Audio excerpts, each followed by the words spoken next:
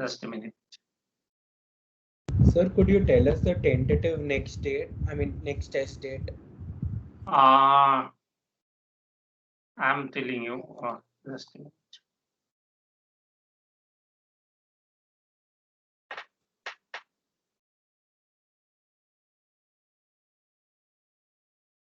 This is March. In April,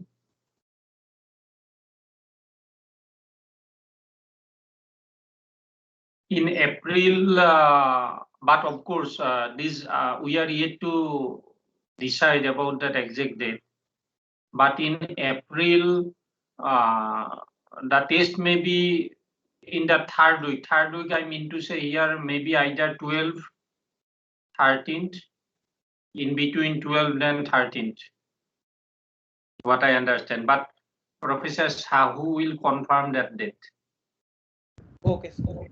But my understanding is that in all probability it may be, because by 14th, if I remember well, by 14th probably we have to finish all the activities. So if it is by 14th, then we are having only 2 days in the third week, that is 12th and 13th. So any one of these 2 days, maybe on 13th also it may, or maybe on 12th. Okay.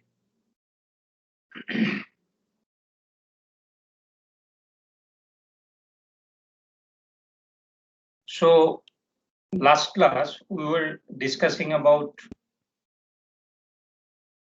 production with one variable input, because when we started discussing production, I probably mentioned that different concepts at different stages are coming. Say, for example, law of diminishing marginal return. This is another concept. Then laws of return to a variable input, or laws of variable proportion, or in long run, which I am going to discuss after some time, laws of returns to scale is coming into picture. Okay, so in that way, different concepts will appear here.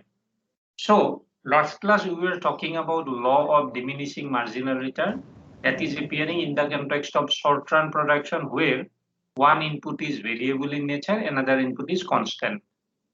And we took the help of a production equation of which one variable input, and that we try to solve it in a tabular form and graphically, and with the help of numerically also you can solve it very quickly, finding out the value of L or something like that. In a few steps you can calculate it out. But if it is a case of long run situation, suppose long run means, let me explain it.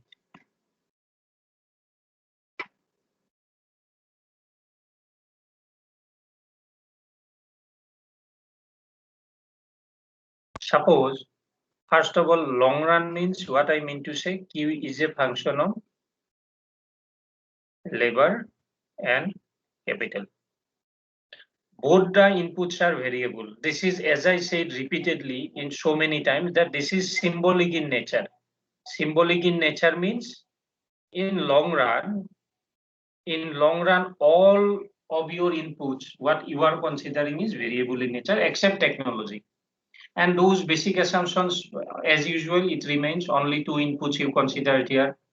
Then in long run, both are variable in nature, unlike short run, where one was fixed in quantity, or it is inelastic irrespective of change in level of output. So in long run, both are changing, because you are considering, say, 5 years, 10 years, 20 years. So if you are considering a particular factory, number of event factory may change in a period of 20 years. Number of permanent labor may change.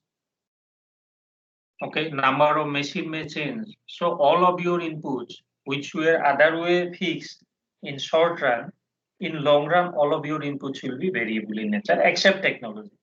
Okay, and those other assumption as it is there, like your input price remain fixed. During that process, period of discussion, we assume that input price is not changing. And so many times earlier also I say that in reality, when we are using computer softwares, we are using n number of variables simultaneously. Now, this long run situation, long run production process. Long run production process can be discussed in two different ways, as usual.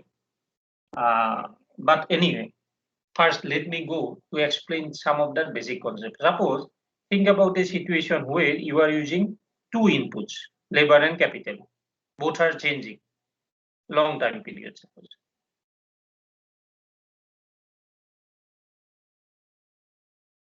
Suppose this side is labor and this side is capital. Using labor and capital, you are producing output, Q. And remember, this is symbolic in nature. Symbolic in nature means otherwise, if you are using n different variables, it will be n dimensional space will be there. Okay, there will be n different dimensions. Along with that, one more dimension is there in this case. Suppose z is another dimension which represents, suppose, level of output. Means using labor and capital, you are producing Q. So each and every point here, suppose in this space, represents a particular level of labor and capital that you are using to produce a certain value of Q.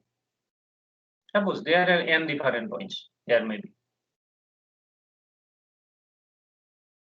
Each and every point represents a particular combination of labor and capital. Suppose a point is here, suppose this is point, suppose A. Suppose another point is there, suppose here, this is point B. Say another point is there, suppose C. So each and every case, combination of labor and capital is different. Okay, using that one, you are producing certain value of Q. Now, when there are n different points, there may be a few points where combination of labor and capital may be different, but level of output may be same. What I mean to say, suppose at point A, suppose you are using, say, 7 unit of capital and 3 unit of labor, and at suppose B, you are using, suppose 4 unit of labor and 6 unit of, suppose, capital, and at C, suppose you are using maybe 5 unit of this one and suppose 2 unit of something like that,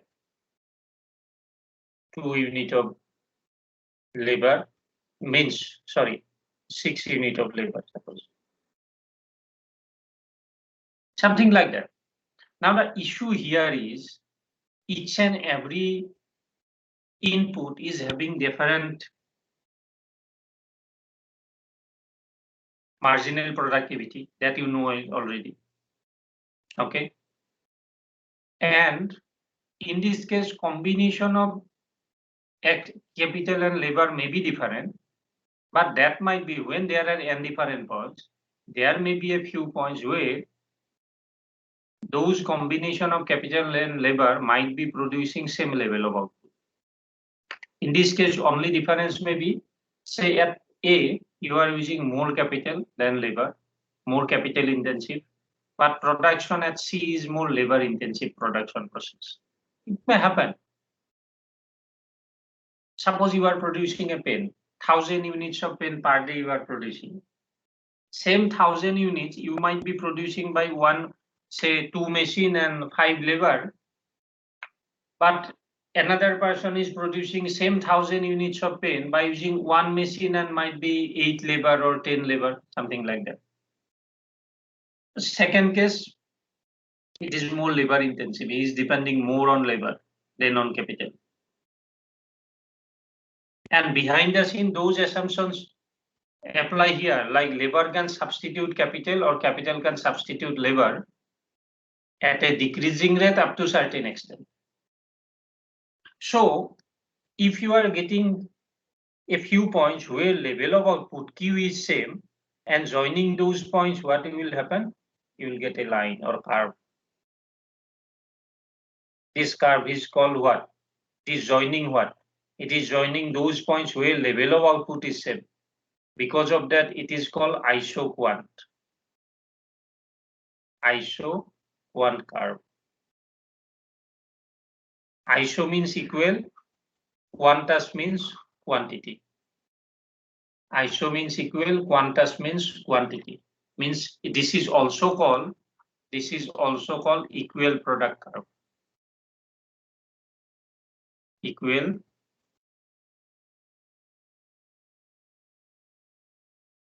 This is also called equal product curve. Along that particular line, level of output remains same, though combination of capital and labor is different. So how we define an isoquant? It is the locus of combination of two inputs. In this case, locus of combination of two inputs that generates same level of output. Output is same. It is the locus of points representing different combination of two inputs that generates same level of output.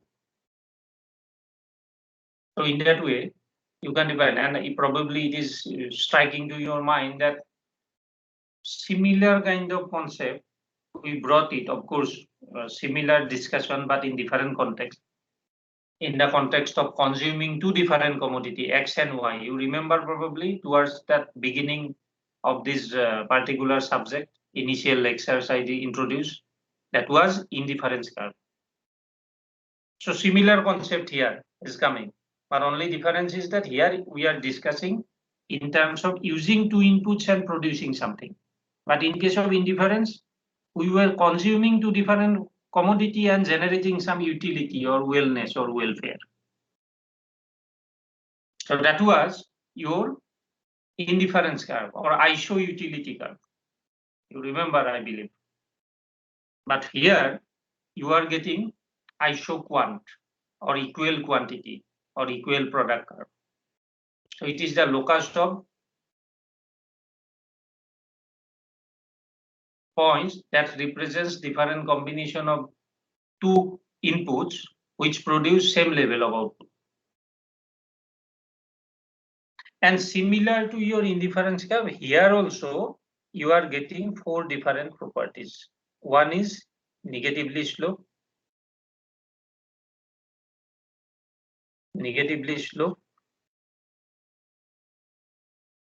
convex to the origin. Isoquants are convex to the origin. First of all, it is negatively slope because what it says, labor can substitute capital or capital can substitute labor at a decreasing rate up to a certain extent. This negatively sloped and convex, these two properties are fulfilling this assumption. Because think about your movement from A to B. Suppose when you move from A to B, you sacrifice, suppose, del K quantity of capital, okay, and you sacrifice, and here del L quantity of additional labor you started using. You sacrifice del K because your capital level of capital decreased from 7 to 6.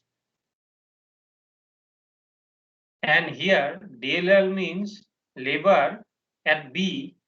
Earlier labor at E was 3 unit.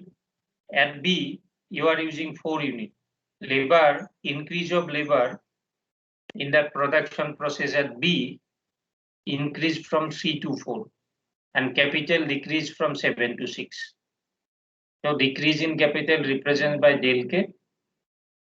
So if I write here, you sacrifice del K quantity of capital, and sacrifice you can express it in terms of loss, you can express in terms of bio-negative side. You sacrifice del K quantity of capital. When you move from A to B, you sacrifice del K. if you multiply this del K by marginal productivity of capital. Marginal productivity of capital means each and every unit of capital is producing how much. If you are multiplying it by del K, means change in K, in this case one unit, but other way, in other case it may be different unit. Quantity may be different. So if you multiply marginal productivity of capital by del K, this represents what? This represents loss of your output because of your sacrifice of capital. You sacrifice, suppose in our example, what I mentioned, 2 machine, 5 labor, you are producing 1,000 units. And another production process I explained, where might be 1 machine, 10 labor. So in comparison to first production, 1 machine is sacrificed. When someone sacrifices 1 machine, there will be some loss in productivity or total product. That loss of because of this capital is represented here by del K into multiplied by marginal productivity of capital. And what will be gain here? Because labor increased from 3 to 4. This is just a hypothetical case. So gain will be del L multiplied by marginal productivity of labor. This will be the gain. This is the gain. This is the loss because of sacrifice of capital. This is the gain because of more and more use of labor, unit of labor. And as per the definition of Ashok 1 or equal product curve, level of output remains same along that curve. If this is the case, to maintain this one, this must be equal. Your loss must be equal to your gain. Then only your output remains same. Otherwise, it will not be same. So if you simplify it, what you will get it? Minus del K by del L equal to marginal productivity of labor by marginal productivity of capital. You're getting this one? This is called your marginal rate of technical substitution. Marginal rate of technical substitution is the rate at which one input is substituted by the other. Marginal rate of technical substitution is the rate by which one input is substituted by the other.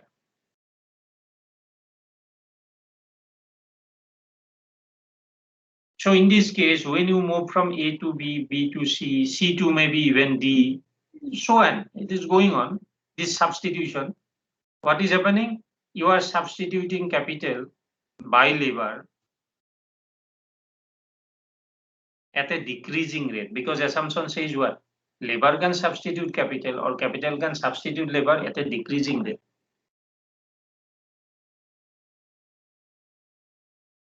Because of that, to maintain this one, it must be convex. Because in later part, you will find it to substitute a small quantity of, in later part, to replace a small quantity of capital,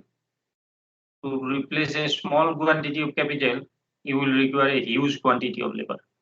A point will come when beyond that point, you are no more interested to substitute or sacrifice any additional unit of labor, capital, or infinite quantity of labor. You are not ready to do it.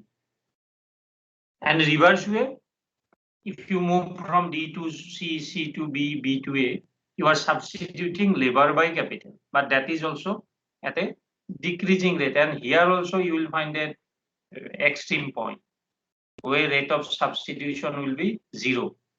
Here also you will find another point where rate of substitution will be 0. So each and every Ashok 1, you will find 2 extreme points where rate of substitution will be 0. You will no more be interested to substitute any input for the other. Along with that, there are 2 more properties as usual, or it is, you know it. That is, one is your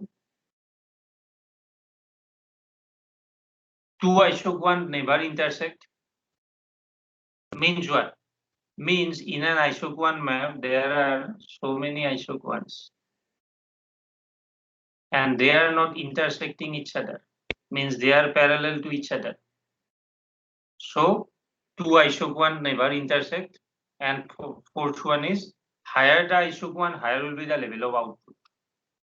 So each and every isoquant represents a particular level of output that you are producing by using capital N labor. So higher the isoquant or farther away from origin will have more output. Each and every isoquant will have more and more output. So negatively sloped, convex to the origin, two isoquant never intersect. Higher the isoquant, higher will be the level of output. Quite similar with indifference curves, those four properties. But here we are using this concept in the context of output, not in the context of utility.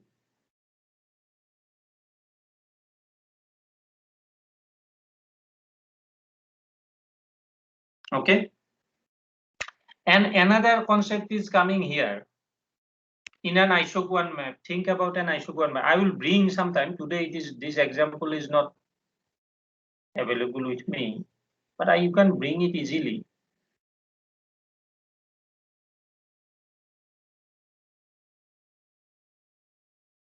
So what you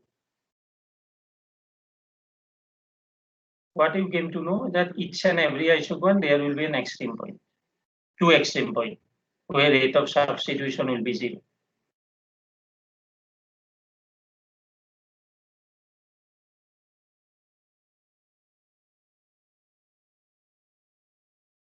Think about each and every isoquant, you will find two extreme points. Now, I'm silent. Actually, what happened from whole this discussion, just like utility, from whole this discussion, because I am yet to introduce the concept of budget. Means how much money you have to spend after capital and labor. These are two inputs, so that you can produce a certain level of output. So depending upon the money available in your pocket, you are going to choose certain quantity of capital and labor. So someone is having more money, he might be spending maybe money in such a way that he is arranging maybe 3 machine and 20 labor. Another person is not having sufficient money, he might be arranging only 1 machine and maybe 5 labor or 7 labor, something like that. This is symbolic, means the person who is having more money, he is spending money for all the inputs, which will be multidimensional in nature. So you will have more output. The person who is not in a position to spend money after these different inputs, he will produce at lower scale. Scale of production will be very, very less. But ultimately, here also, from whole exercise, which I will discuss sometime later, I am not very much sure because I am concentrating now on certain discussion which is more important, or that concept will be required more. But here, ultimately, this budget line or budget concept will come just like your indifference curve, and you will ultimately identify only one point. That will represent what? Under a given budget situation, that will give you that level of output which you can produce by minimum cost. So least cost combination of output. Least cost combinations of two different outputs to produce a given level of output. You already know it. Already I discussed certain concepts like your profit. Profit is what? Total revenue minus total cost. Now sometime what may happen, that cost we are yet to discuss.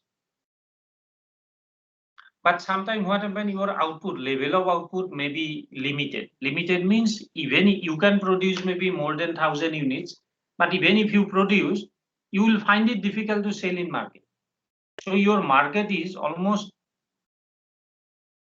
open for you up to 1,000 units. Suppose, hypothetical situation.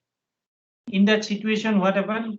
And possibility of your play with your price, your possibility to play with your price, total revenue is P into Q. possibility of playing with market price in a competitive market is very, very limited. EU in this case, I mentioned that more or less it is fixed at 1,000 units. And for profit maximization, what option may be there for you? How to minimize this cost?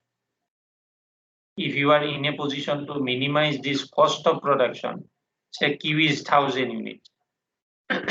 Same 1,000 units, is there any way to produce it by minimum cost? For minimum cost, efficient utilization of capital, labor, and all other inputs will come into picture.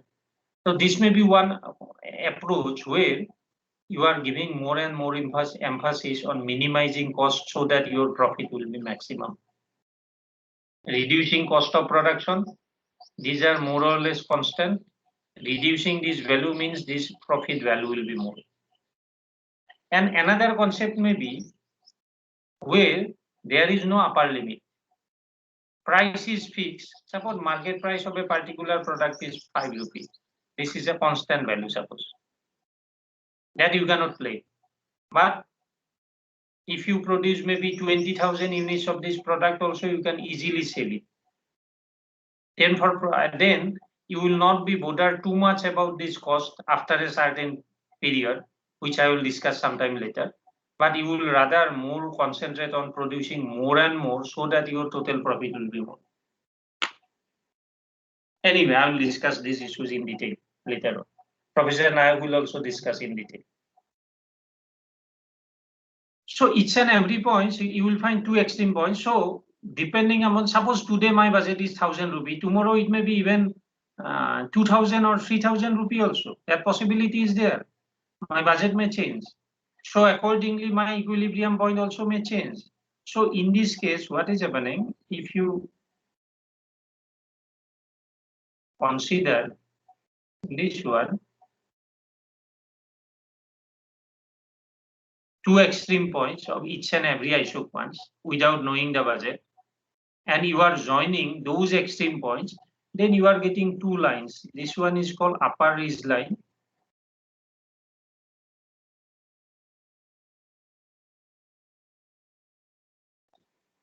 This one is called upper ridge line, and this one is called lower ridge line. Upper ridge line and lower ridge line is what? You are joining those extreme points where rate of change or marginal rate of technical substitution of one input for other is 0. This is called lower ridge line. You are joining only those extreme points in different isoquants, where rate of change in capital and change in labor is 0 beyond a certain point. And in between these points, in between two extreme points, any points you can choose. Someone may choose here more capital intensive. Someone may choose a point here more labor intensive, depending upon your production preference.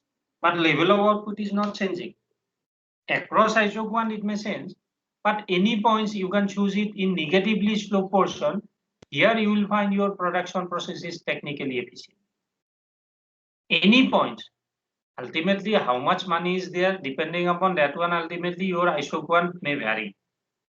Someone may produce here, someone may produce here, someone may produce even here. Depending upon the money available or depending upon the money one can spend after capital and labor or all the inputs. But any points in this negatively sloped portion shows that your production process is technically efficient. So a producer is always preferred to produce somewhere here, negatively sloped portion. Depending upon budget, ultimately he or she is going to choose a particular isoquant, but always one prefer to produce in negatively sloped portion. And here, because of that, here what we say, your production process is technically efficient. And this is called your economic region of production.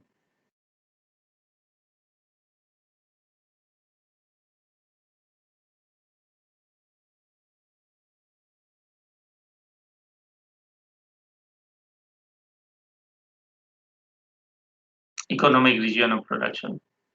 Here your production decision will be technically efficient. I will show you quickly sometime in later part of this one.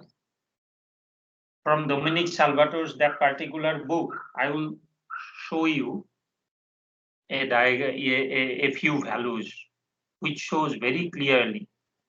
I have to check whether this soft copy is available or not. I will share with you that one.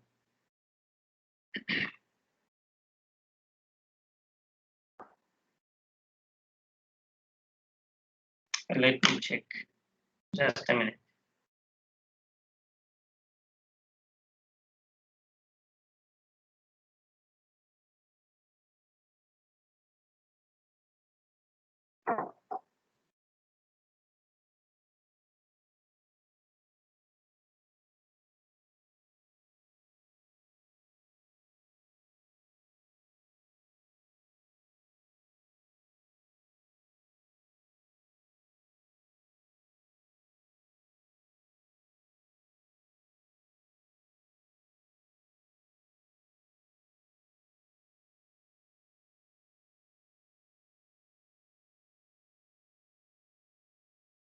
No, it is not available probably here, but anyway, I will bring that example.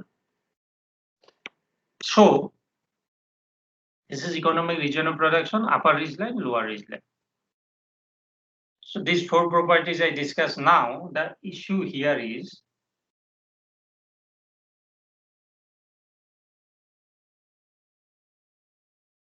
suppose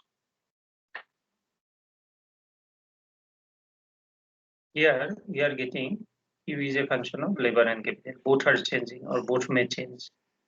Long run situation. I am going to explain now laws of returns to scale. Laws of returns to scale. What I want to ask you,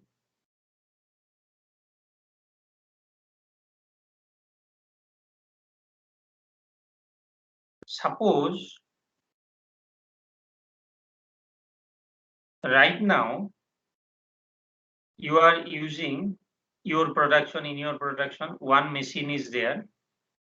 Suppose this is capital, one machine is there and 5 labor is there. Second case, what you increase, this is symbolic, only 2 inputs I mentioned, there may be many more inputs.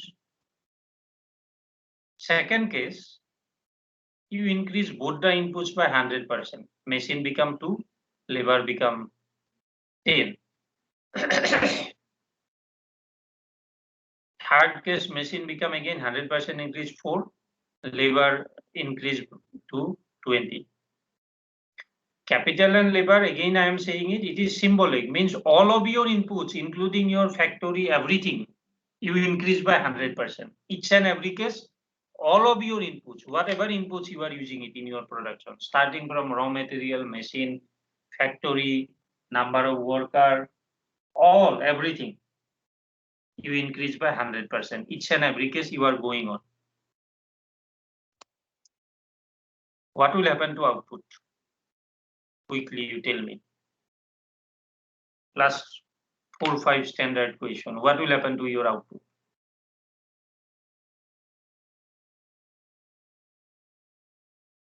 Quickly.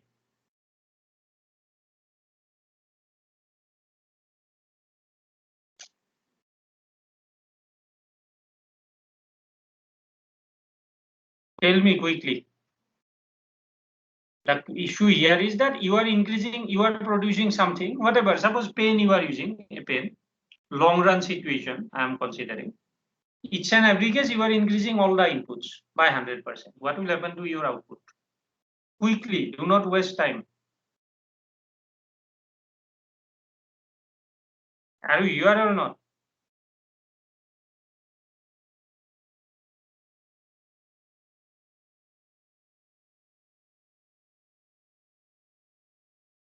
Can you hear me? Can you hear me or not? Yes. So you tell me, Uza, you tell me what will happen to my output. Sir, output will also increase. Okay, fine. So why are you hesitating or taking too much time? Okay, output will increase. So one question is answered. Now second question is that output will increase in which way?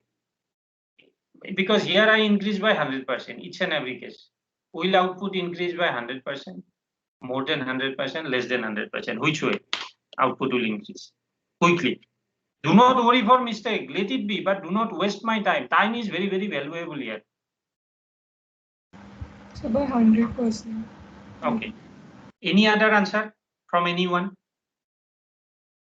Quickly, if you like to respond. Otherwise, I will answer. Anyway, I am going to answer. Any other answer from anyone? It will increase by more than 100%. Any other answer? Any other? Less than 100%. Okay, so this is the three option I mentioned, and one by one you give the three option. So I would say that all three are correct. The possibility is that it may increase by 100%, it may increase by more than 100%, it may increase by less than 100%. All three are the possible scenario. So no one is wrong here. The issue is how, or I need to explain it more. These laws of return, mostly we express with the help of Cobb-Douglas functional form. Okay, Cobb-Douglas functional form. Cobb and Douglas, two well-known, say, economists, I would say, they were doing extensive research on this production process on US manufacturing industries long back, maybe more than 100 years back, more than 100 years before, 1800 something. I do not remember exactly. And in most of these cases, they find that anyway. So a simple expression, I will come back to that one, why I'm talking about at a certain Cobb-Douglas production function, okay? Or why we need to know such kind of production function. Because there are different functional form, you know it. This relationship between Q and input and output is expressed in different way. You may find Cobb-Douglas function, you may find simple product, linear form, you may find translog production function, quadratic production function, in different way, quadratic functional form. Different form you may find it, but anyway. So I am a standard Cobb-Douglas production function is expressed as, for labor and capital, Q is equal to A to the power alpha, L to the power beta. Straight case, simple. And do not confuse. Here I use K to the power alpha, L to the power beta. Tomorrow someone might be using a third input. Suppose a building, building to the power gamma, suppose. This is another possibility. So do not worry. Accordingly, your number of this one will go on. The input will go on. So there, that possibility is there. So what happened? What I did, just like this one, I increase all the inputs by small k times. Suppose what I did, I increase all the inputs by small k times. So it became A, small k, capital K to the power alpha, small k, L, all to the power beta. Okay. And because of that, as I increase all the inputs by k times, because of that, my output increased by h times. I increase all, because I do not know. I increase all the inputs by small k times. Because of that, my output increased by h times. It became HQ. So HQ equal to, if you simplify it, it will be small, sorry. It will become small k to the power alpha plus beta into A to the power alpha, L to the power beta. Okay. This is this kind of relationship you are getting it. Now, see here, if suppose alpha plus beta is more than 1, what will be the relationship between alpha plus beta is more than 1? What will be the relationship between h and small k?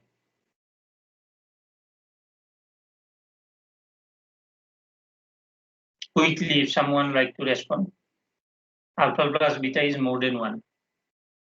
This portion is q. So hq equal to k alpha plus beta into q. Suppose h to the power 1 is there by default. Alpha plus beta is more than 1. H will be more than k. Is it not? Means output is increasing more than proportionately. Means the case what someone says that output will increase by more than 100%. This is the case you are getting increasing returns to scale. You are getting increasing returns to scale. If alpha plus beta is equal to 1, very simple, alpha plus beta is equal to 1. So HQ equal to K, Q, this portion is Q, already you know it here, Q. HQ equal to KQ, H equal to K. This is called constant returns to scale. And third possibility is alpha plus beta is less than 1, H is less than K. This is called just a minute.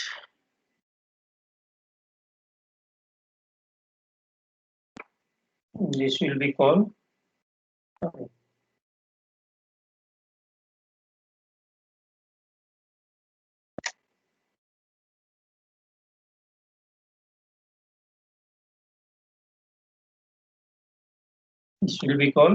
your decreasing returns to scale. So 3 possibilities are there. And in Cobb-Douglas functional form, most of these cases, this is your Cobb-Douglas functional form. In case of Cobb-Douglas functional form, in most of these cases, Cobb and Douglas found that alpha plus beta value is equal to 1. Means by default, in most of these cases, it follows constant returns to scale. So because of that, in many books you may find, or by default what we assume, unless we explain it other way, when you write a Cobb-Douglas functional form, like this one, U equal to A to the power alpha, A to the power beta, by default we assume that alpha plus beta is equal to 1, by default, unless it is defined other way. And do not confuse, if suppose another input is there, suppose building B to the power gamma, then it will be alpha plus beta plus gamma equal to 1. More than 1, less than 1. Accordingly, it will change. Sum of its exponent means. And here, what we say that Cobb-Douglas production function is homogeneous of degree equal to 1 if it is constant returns to scale. If it is increasing, then we say that Cobb-Douglas production function is homogeneous of degree more than 1. Here, Cobb-Douglas production function is homogeneous of degree less than 1. Then we will get a decreasing returns to scale. Now, question arises here that why I am referring to a particular Cobb-Douglas functional form. There are certain advantages, you will know it. I am going to explain. And remember, although this functional form was initially developed in the context of US manufacturing industries, later on it became very, very popular in agriculture. And over the years, extensively people used in agriculture this Cobb-Douglas functional form. It has some logic, but now, because of methodological development, we are no more dependent only on Cobb-Douglas functional form. We prefer to use, even as per the situation demands, we use different functional form, different production function we use. Those who are interested in economics or applied economics or econometrics, later on in econometrics, you will find a lot of such kind of mathematical deviation or derivation you will find. Later on you will know it, this methodological development in econometrics at least. And why we are talking about this Cobb-Douglas, I am going to explain. When we study some of these basic properties, then things will be clear. So I am going to explain quickly some of the basic properties of Cobb-Douglas functional form. Okay, first property, suppose. In case of Cobb-Douglas functional form properties, suppose. Basic property. In case of Cobb-Douglas functional form, what happened in case of Cobb-Douglas functional form?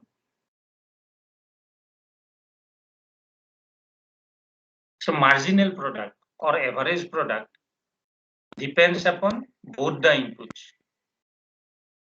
In case of Cobb-Douglas functional form, marginal product or average product depends upon both the inputs. Say for example, say marginal product with respect to capital, suppose. Marginal product with respect to capital. How we express? This is dq by dk. Marginal product with respect to capital, dq by dk is equal to what in this kind of functional form? Alpha a to the power alpha minus 1, L to the power beta. That we can express is as alpha a to the power alpha minus 1, L to the power. Instead of beta, I can write, because by default we assume alpha plus beta is equal to 1. So instead of beta, I can write 1 minus alpha. So ultimately, marginal product with respect to capital, I can write it alpha a capital by labor whole to the power alpha minus 1. It shows what? Marginal product with respect to capital depends upon capital labor ratio or both the inputs. Similarly, marginal product with respect to labor, marginal productivity with respect, or marginal product with respect to labor will be how much? This equation with respect to labor will be beta a capital by labor. This ratio will come, and it will be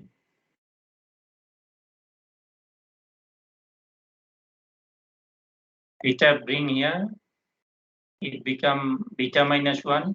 When beta minus 1 will come as denominator, 1 minus beta.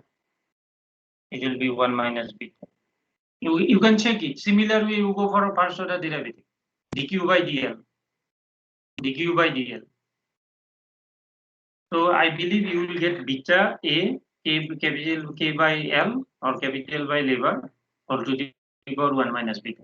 So marginal product of capital or average or marginal productivity with respect to labor depends upon, or average product with respect to capital or average product with respect to labor depends upon both the inputs or capital labor ratio. Second property. Cobb-Douglas production function, if you look at these values, most of the cases, if you look at these values, sometime in any industries, capital may comes in millions or billions rupees value in terms of value, but labor Value of labor may be hardly 10, 15, 20, 100 maybe, 200 maybe. So in econometrics, while calculating one value is too high and another is too small, it creates some calculation problem. To avoid this one, what we do is many a times we express this Cobb-Douglas production function in natural log or some in log values. Log values means suppose ln q equal to ln a plus alpha ln k plus beta ln labor. This log value works here just like a smoothing factor. This natural log in this case work here just like a smoothing factor, and you can avoid a lot of other difficulties. So Cobb-Douglas production function can be expressed in log form, logarithmic form, and this log value works just like a smoothing factor.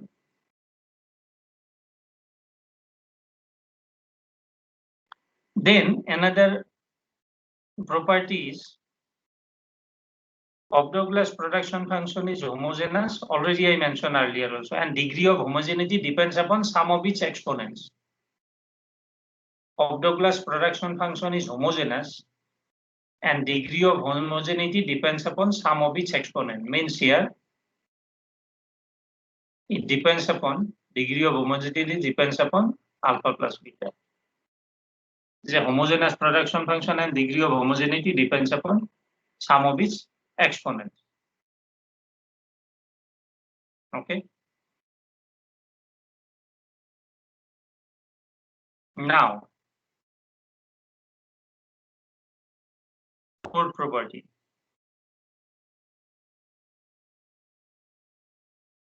Third one is Cobb-Douglas production function is homogeneous and degree of homogeneity depends upon sum of its exponent. Now, before going to fourth one,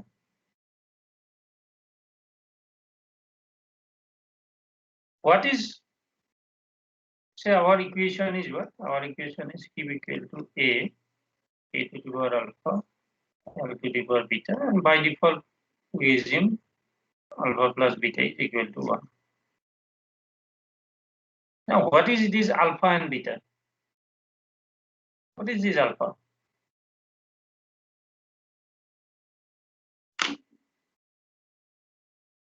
What is this alpha? And what is beta?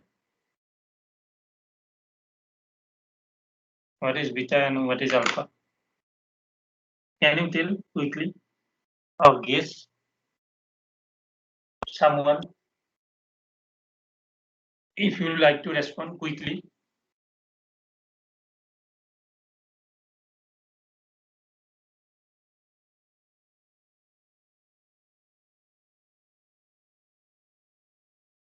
You like to respond? Or can you guess it? Alpha and beta. We discussed it already.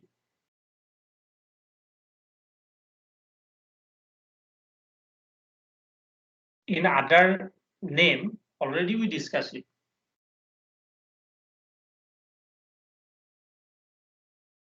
You like to respond or not? Quickly. Or if you like to respond or guess, what may be alpha?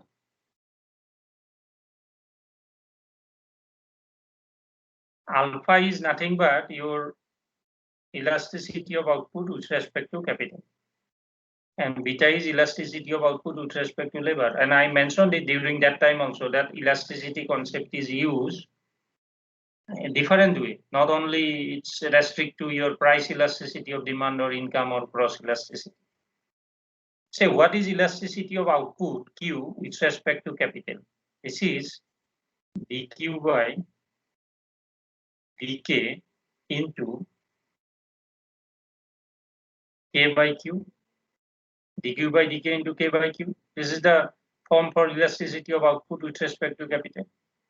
If you, this will be equal to what? For this equation, it will be alpha A e to the power alpha minus 1 L to the power beta multiplied by A by Q. This K is coming here, then it will be alpha A to the power alpha L to the power beta divided by Q. What is this portion? So this portion. Already you know it. Q equal to A K to the power alpha L to the power beta. So here, what you can do is, you can very easily write alpha Q divided by Q. This is equal to alpha.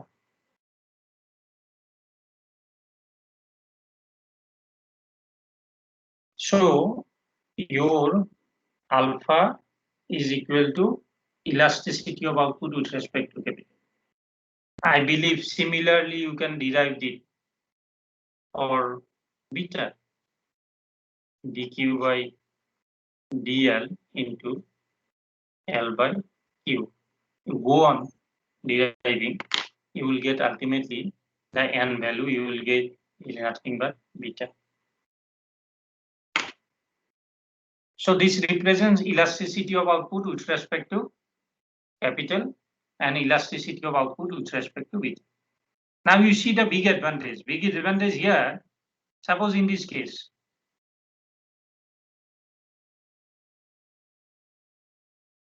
just a minute, yeah.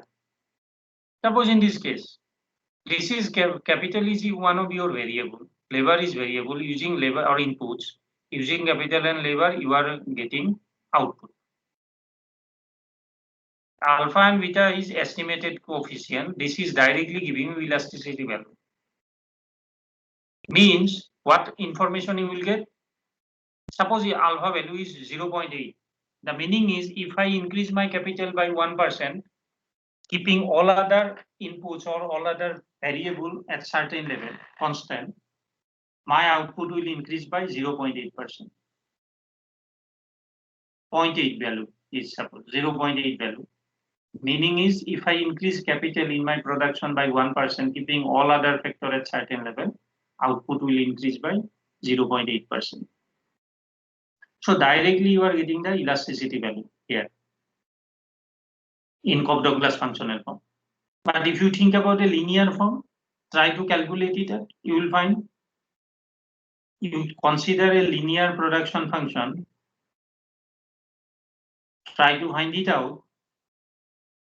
You will get only if to get this elasticity value, directly you are not getting it. You have to go to 1 or 2 steps more. And in your calculation, this is a great relief for most of these people, that directly you are getting the elasticity value here, which is not the case in other functional form.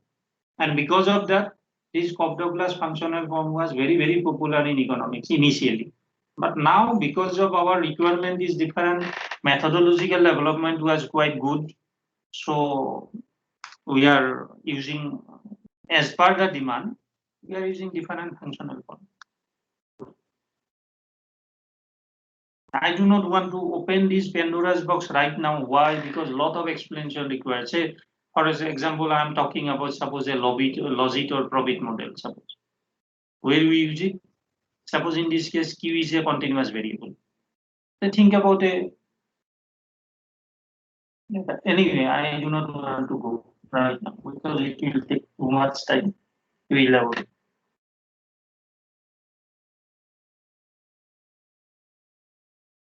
Moreover, this alpha and beta also represents distributive share of capital and labor in your output. Alpha and beta also represents distributive share of capital and labor in your output. Now, this cost combination I am yet to discuss related to your production, but production with 2 variable input, you got some fair idea about how it proceeds. Or laws of returns to scale you came to know. along with properties of Cock-Douglas function. Now, if you are having any question, you can ask me. If anyone is having any question related to my discussion, you can ask me. Otherwise, what I am going to do is next 1 hour, I am going to start with cost. Because you remember here, repeatedly in different occasions, I was bringing time to time different concept of cost. Even here also I was talking about cost. So, but profit is equal to total revenue minus total cost, that one. So this cost also we have to discuss in short run and long run. Then modern cost concept will also come into picture. Before going to discussing that cost, I have to discuss the basic concepts also, because as I promised earlier, whenever a topic will be there, then and there itself I will discuss the basic concepts. So, but before going to get that one, in case you are having any question related to production, you can ask me. Otherwise, I'm going to start cost after a few minutes. Maybe I will give you a break of maybe around 3-4 minutes. I will give you a break of 3-4 minutes. After that, I am going to start this cost. But before that, in case you have any question, you can ask me. Okay, I do not want to waste time. So I am going to start cost after 3-4 minutes. I will keep it open, and after 3-4 minutes, I will join again. Yeah.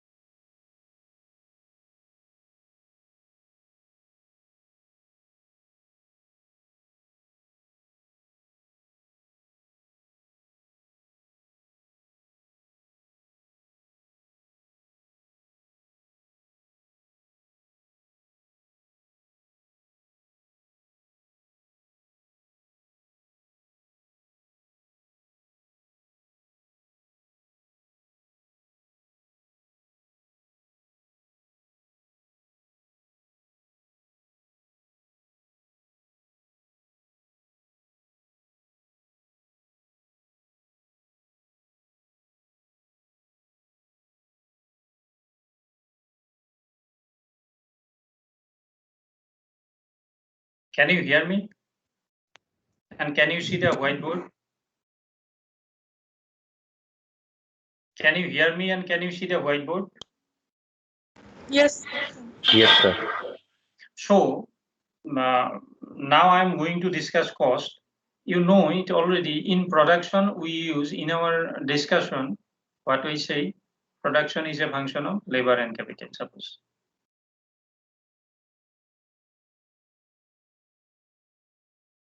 Labor and capital. We use two inputs, and repeatedly I said that in long run, suppose that there may be many more inputs, maybe there.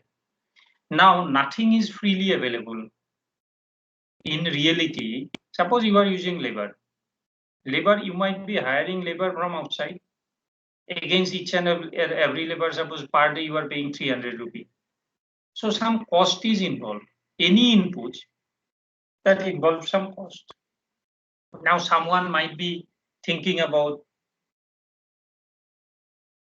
that if it is my own labor, say I am producing something in my plot, suppose I am cultivating rice in my own plot. So that plot of land, no cost is involved. You may think in that way. But there are also some opportunity cost API.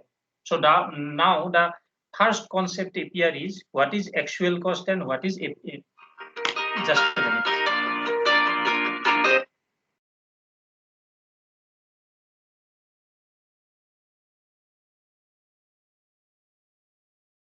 Give me a minute. I need to attend the emergency call.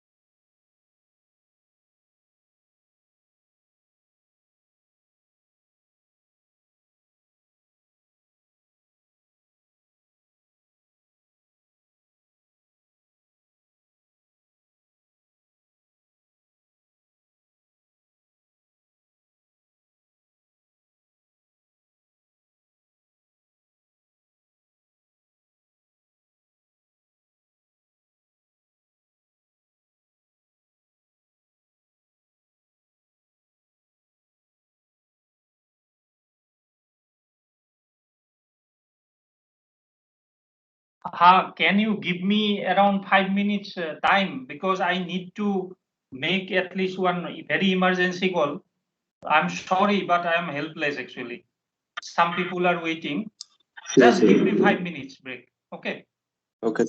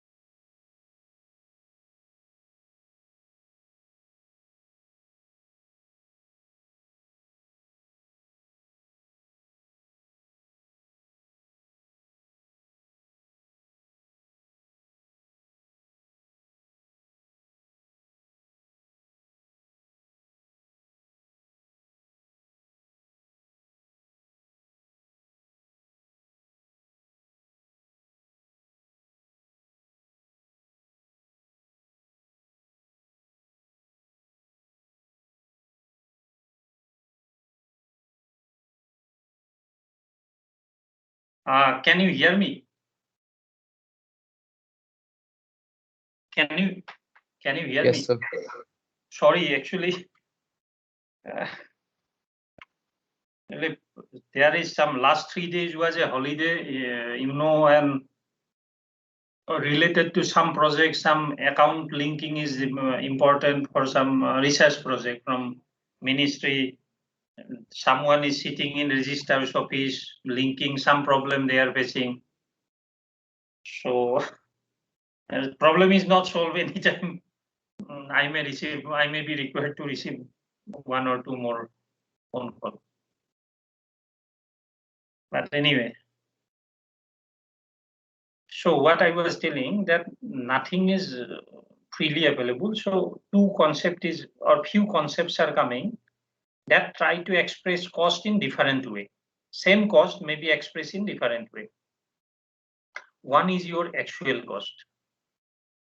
Actual cost. So what is actual cost?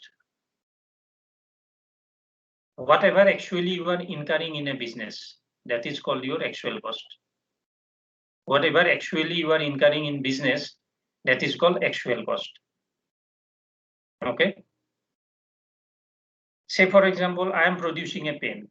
In my production, suppose I spend maybe starting from purchasing of land or hiring of land, construction of building, purchase of machine, hiring of labor, and XYZ, you know it already. Because under production, you already know fixed input and variable input. You already know fixed input, certain in short run, certain inputs are fixed in nature, certain inputs are variable in nature. You already know it. So cost is so accordingly fixed input and variable input together combining, they represent all the inputs. Whatever cost you are incurring actually, that is called actual cost. But what is opportunity cost? Very important concept in economics. Remember, please remember, very, very important concept in economics or even in your other field of your other field, engineering field or management, this concept will be very, very important. So you should not forget this concept, opportunity cost. Why? You will know yourself after some time, after I explain. First of all, opportunity cost is not actually a cost. It is the return from next best alternative you are sacrificing. First of all, opportunity cost is not actually a cost. It is the return from next best alternative you are sacrificing. For example, I'm giving you 2-3 examples quickly. One is, suppose I have 1 million rupee or 1 lakh rupee. Suppose 1 lakh rupee I have. This 1 lakh rupee I can use, suppose in 3 different ways. One is investing in option A, where return is 25%. Investing that money or in a business where return is 25%, investing that money in some share or bond or some another option where return is suppose 15%. Another is keeping that money peacefully in bank and earning maybe around 6%. Now suppose fixed deposit or something. 6% return you are getting. where you are going to invest. Person to person, it may vary because where return is more, risk is also more. Accordingly, risk is less here, peacefully you can sleep, because of that your return is also less. Now, if I invest here in option A, I am sacrificing all these other options. What is the next best here? If I invest it, my expected return is 25,000. 25%, end of the year, 25,000 I am getting it. If I invest in option B, I could have earned 15,000. But if I am having only one option to use that money. If I invest in A, I am sacrificing all other options. But what I said, opportunity cost is the return from next best alternative. Next best alternative in this case is 15,000. This is my expected return. I may get, I may not get. Suppose I got 25,000. End of the year, I got 25,000. From this 25,000, I usually deduct 15,000 for calculation. If my N value is some positive value, what it indicates? My present investment decision, where I am getting 25,000, my present investment decision is a correct decision because I am getting more money, maybe by 1 rupee. Here I mentioned 25,000, it may be 15,001 also, because this 25,000 is your expected return. Expecting 25%, you invested your 1 lakh rupee here. So end of the year, you may, if you get 25,000, well and good. But if you are getting, instead of 25,000, suppose if you are getting 14,000, this is also return.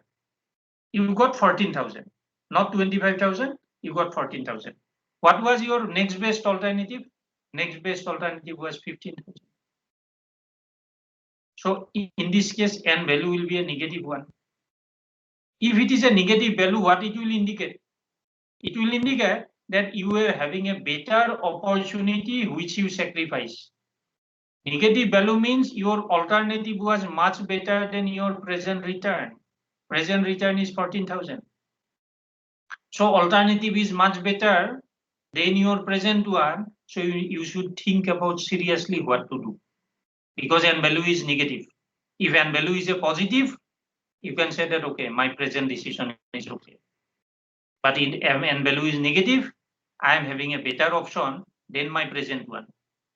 So you need to think seriously what to do. Whether this return is because of some immediate fluctuation, some risk. Whether this return is a continuously, it is going to happen in near future. Then probably I will switch over from option A to option B, because I was expecting 25,000, but here I got only 14,000. My alternative is better. So better to invest in alternative. So opportunity cost is the return from next best alternative forgone.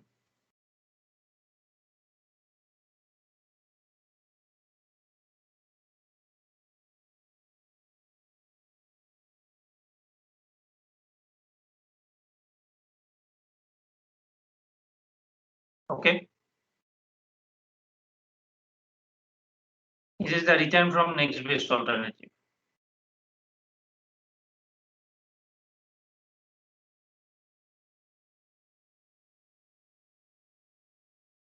Okay.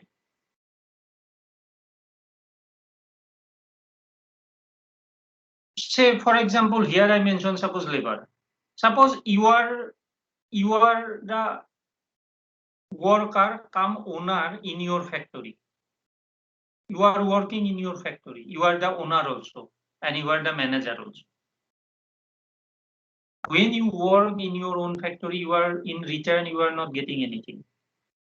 But if you do not work in your own factory, if you work in nearby factory as a manager, you can earn, suppose, 20,000 rupees per month.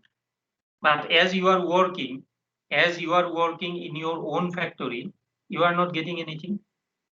But in your actual calculation, if tomorrow you need to hire a manager, because right now you are working, you are sacrificing 20,000, which you could have earned provided you work in another factory. But right now you are working in your own factory. So in this case, your opportunity cost of working in your own factory is 20,000, because this is the return you are sacrificing, because you may have different options. One option 20,000, another option your return you can earn easily 15,000, so and so. So in this case, return from next best alternative is this 20,000. So this is the return you are sacrificing. This is your opportunity. So in each and every alternative cases, we are usually having opportunity cost. We are having opportunity cost.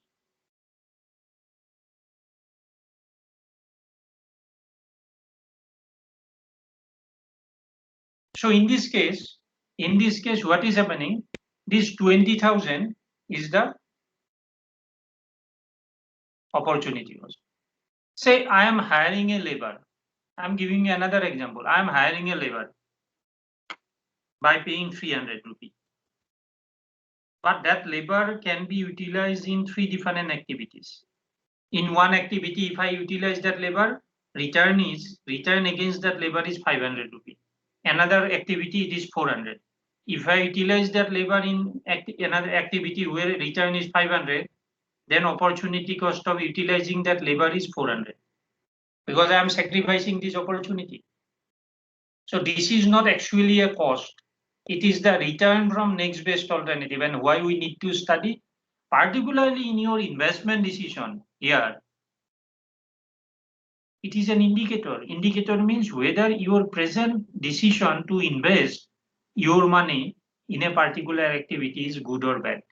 By this positive and negative side, it is showing. If you are getting a negative value, immediately you come to know that no, my present decision is a wrong one. I have better alternative. If it is a positive one, you can say that, okay, my present investment decision is good, because where I invested maybe by 1 rupee, but I am getting a more return than my next best alternative. Because of this opportunity cost concept, you should not forget. Everywhere, sometime I can give you in n different way. Think about any resource, any utilization pattern. There are always an alternative. There is always an alternative, and that alternative is going to help you to evaluate whether your decision is correct or not. Okay, another way of expressing cost, that is your business cost and full cost. Business cost and full cost. What is business cost? Business cost represent that cost what you are incurring in your business, quite similar with actual cost. But remember, I am discussing this different cost concept in different context. Different context means which comparing business cost with full cost. Business cost is whatever you are incurring in your business. What is full cost? Full cost includes, besides business cost, full cost include 2 other components. One is opportunity cost. Besides business cost, full cost include opportunity cost and minimal margin you expect to remain in a business. Full cost include, besides business cost, whatever you are incurring in your business. That is called your business cost. Besides business cost, full cost include 2 other components. One is opportunity cost, you already know it. Second is minimal margin you expect to remain in a business. Minimal margin.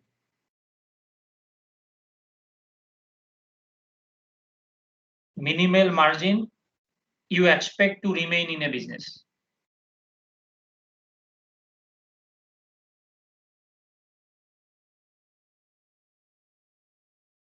Okay.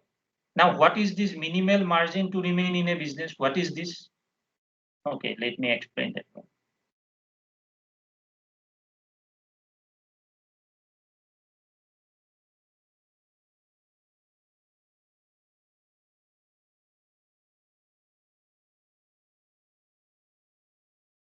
Minimal margin means this is the minimum margin I expect to remain in a business.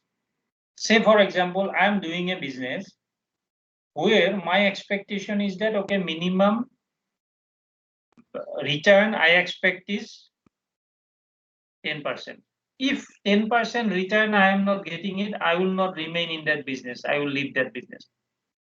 You might be having other different alternative. So you are having an expectation. This is the minimal margin you expect to remain or to continue with a business. If you are not getting that margin, you are leaving that business. So this is that full cost means business cost. Besides business cost, it also includes opportunity cost and minimal margin. Another cost concept coming into picture, that is your implicit cost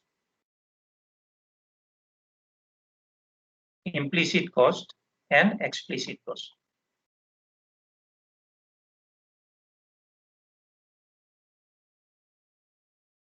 What is explicit cost? Whatever the cost that is appear in your books of account. Books of account, like say for example, say you are hiring labor, that is appearing in your account book. How much you are spending for machine, how much you are spending, how much room rent you are paying it, everything which are appearing in your books of account, and these are the things it is appearing in your books of account by default. Why? Similar with your business cost and other cost, actual cost. But what is implicit cost? Suppose you recall my example of owner cum manager. I am a person who is owner of a factory and I am working here also as manager. As I am working here as manager plus owner, manager cum owner, as I am working here, I am sacrificing maybe around 20,000, which I could have used it, earned it easily from other activity. But as I am working in my factory as manager, I am sacrificing this 20,000. This 20,000 is not actually a cost. It is not appearing in your books of account because exactly you didn't incur any cost here, this 20,000. This 20,000 is the amount you sacrifice. This is because of that, this is your implicit cost. In many agricultural activities, what you will observe that family members are helping. In return, they are not directly getting any money at the beginning. Sometimes they may share ultimately agricultural produce. That is different issue. But directly on daily basis, just like any other worker, they are not getting any money. This is called implicit cost or imputed value of family labor. This is also called imputed value of family labor, which you are sacrificing. Means these family laborers are working in your factory or in your field or producing some crop. This cost is, you didn't incur any direct cost. Just a minute, give me a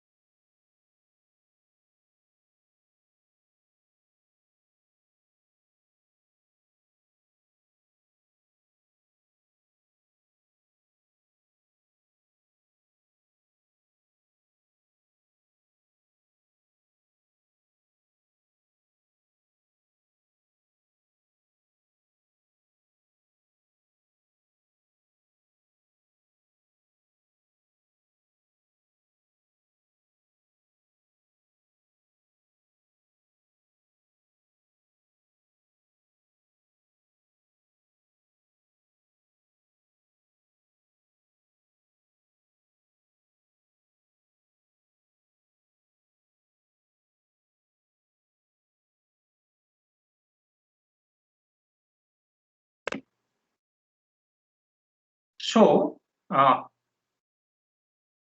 believe you can hear. Sorry, again and again, there's a lot of disturb today related to that activity. Anyway,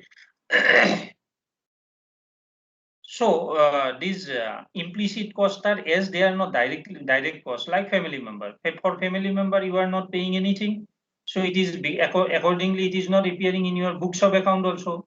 Many a times it is no record, nothing. So these are coming under implicit cost or imputed cost, like imputed value of family labor. So in that way, we do it. Another is, already I mentioned it at the beginning here, fixed and variable input, you got two costs. So another is, quickly I am telling you, another is, so as you know,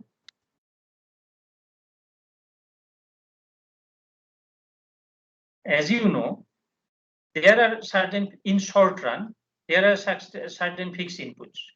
Against fixed input, you will get fixed cost. Like you purchase a machine. In a short run period, that number of machine is not changing, it is coming under fixed input. The cost of that machine is appearing under fixed cost. Okay. So like say you constructed a building, the cost of construction of that building is coming under fixed cost.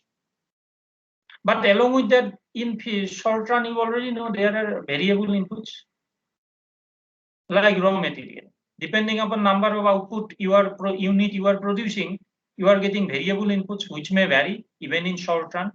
Against variable input, whatever cost is involved, that is called variable cost. Like say hired human labor, on daily basis you are hiring labor from market. Daily basis you are making the payment. If you hire maybe one labor, you are paying 300 rupee. If you hire maybe 10 labor, you are paying maybe your 3000 rupee. Accordingly, cost will vary. That is variable cost. Cost on raw material, quantity of plastic. If you purchase more, cost is in more. So total cost in general, short run, total cost is a combination of total fixed cost. Is a combination of total fixed cost plus total variable cost. In other way, you can write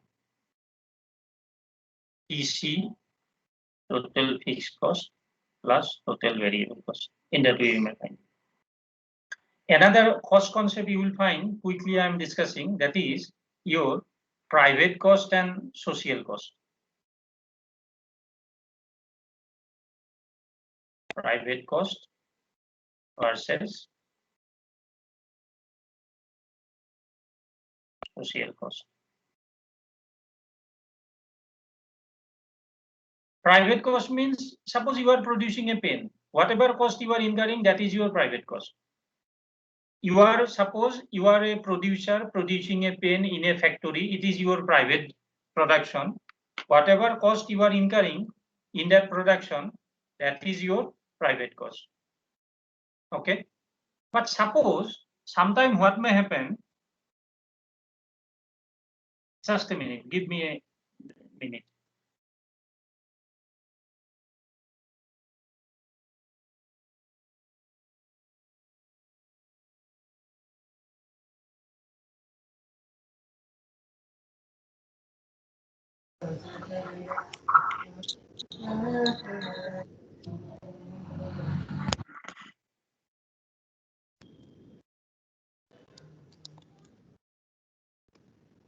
Just a minute.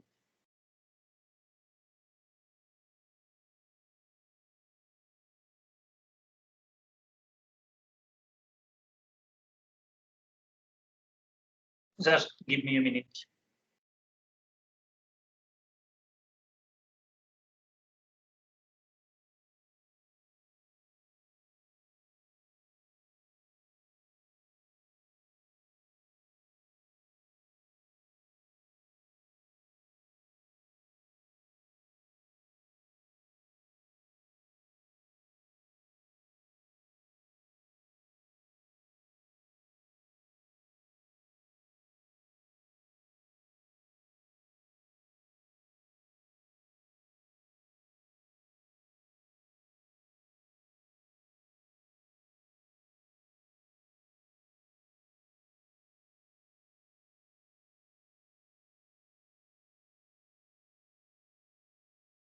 So suppose I am producing this pen in my factory. This is my factory, suppose, where I am producing this pen. So whatever cost I am incurring, that is my private cost. Okay, that is one part. Second part is, suppose in this factory, whatever, maybe pen or XYZ, whatever it is, suppose whatever waste material is there, that I am dumping, suppose, in nearby river. Nearby river is there. In that nearby river, I am dumping all of my industrial waste in this nearby river. Because of that, river water is polluted. Because of that, this river water is polluted. Okay.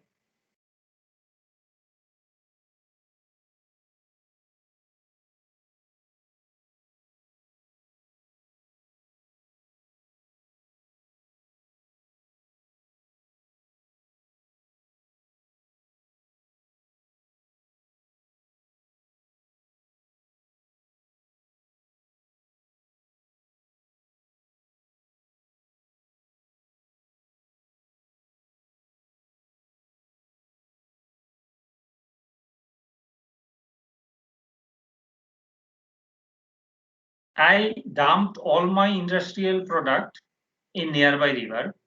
This river water is used by all the people in that nearby area. In all the people in nearby area, they are using this river water. So when they are using this river water, polluted water, they started suffering from different skin related problem or health related problem. Then what will happen? Ultimately, because of this polluted water, whole society will suffer because their productivity hour will be lost. They will frequently go to primary healthcare center. Ultimately, there will be involved some social cost. Government is spending money.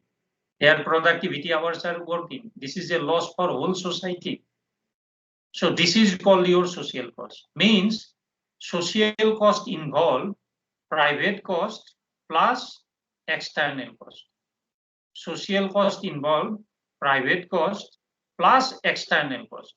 This external cost, what I am telling it right now, this external cost is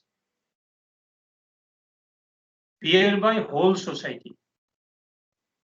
Okay, because private cost is also a component of social cost because this person is also a member of the society. So at individual level, whatever cost he is incurring or producing this particular product, that is also appearing in social cost. But along with that, whatever external cost people are paying, people are incurring because of these activities, that is called your external cost. So social cost involve private cost plus external cost. I am giving you another example. Suppose in an industrial area, I am producing something, so that is my private cost for production region. I am earning money also. But I am polluting air. Because of that pollution, nearby area people suffer from respiratory problem. A lot of other kind of health related problem. The whole society is bearing that one. That is your external cost. So social cost means private cost plus external cost. Okay. Now, if you have any question, you can ask me. Because my discussion will start from a simple production equation like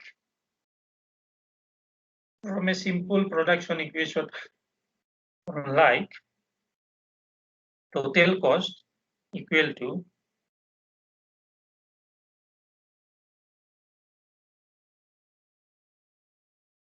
n plus, say, I would prefer to go for your maybe cubic, say there may be different conventional form. Okay. Now some of them may be cubic functional form, maybe, which we most of these cases by default or frequently we discuss, like maybe your, say, 10 plus maybe 6 cube minus 0.9 q square plus say 0.05 u to the power 3 cubic functional form, suppose. So this is any product, any cost function, you can use it. That is not the issue. Though this particular cost function has nothing to say in specific. It may be anything.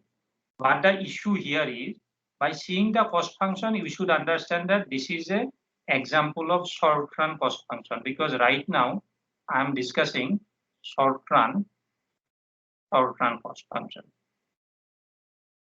I am considering long run. I will bring it sometime later. By seeing the equation, you should understand that this is a cost function, short run. Because here, in short run, total cost equal to total fixed cost plus total variable cost. It's a combination of fixed cost and variable cost. See here, this is the component for fixed cost, total fixed cost. And this is the portion for total variable cost.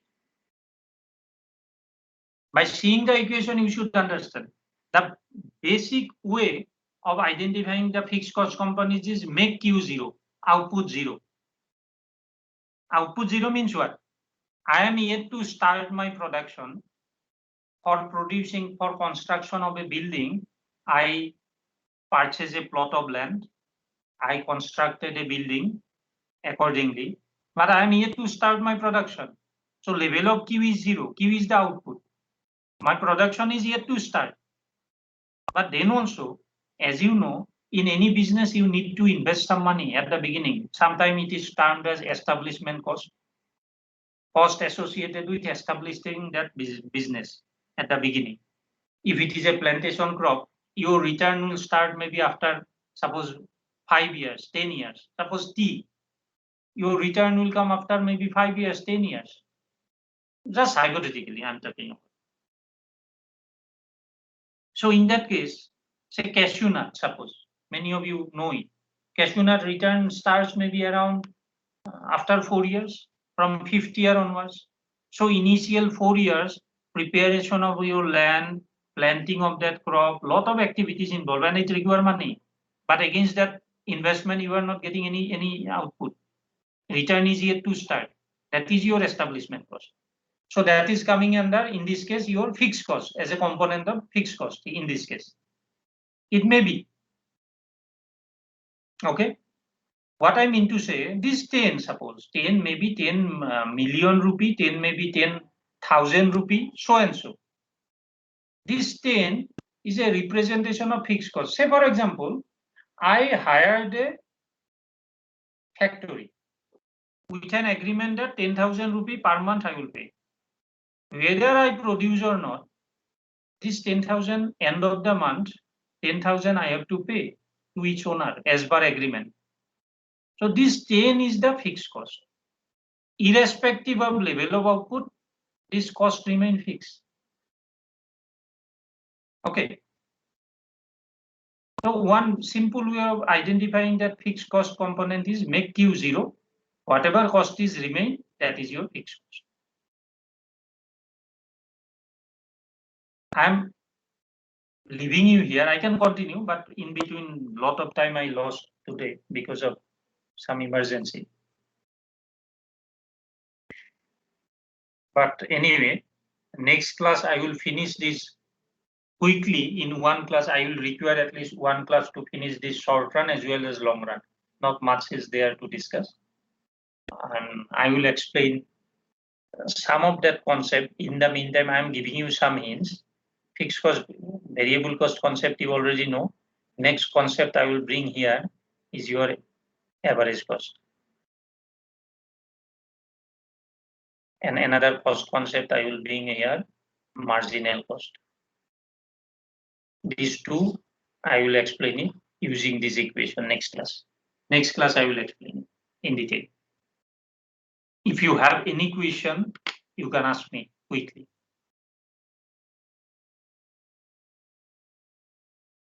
If you have any question, you can ask me.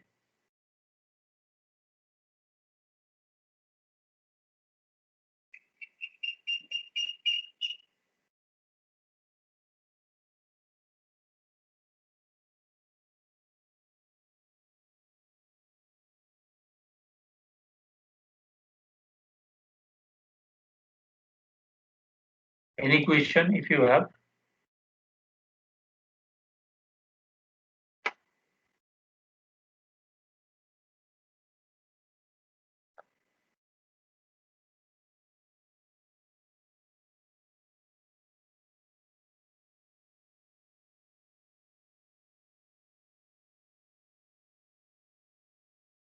Let me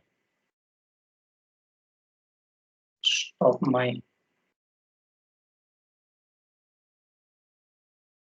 recording. If you have any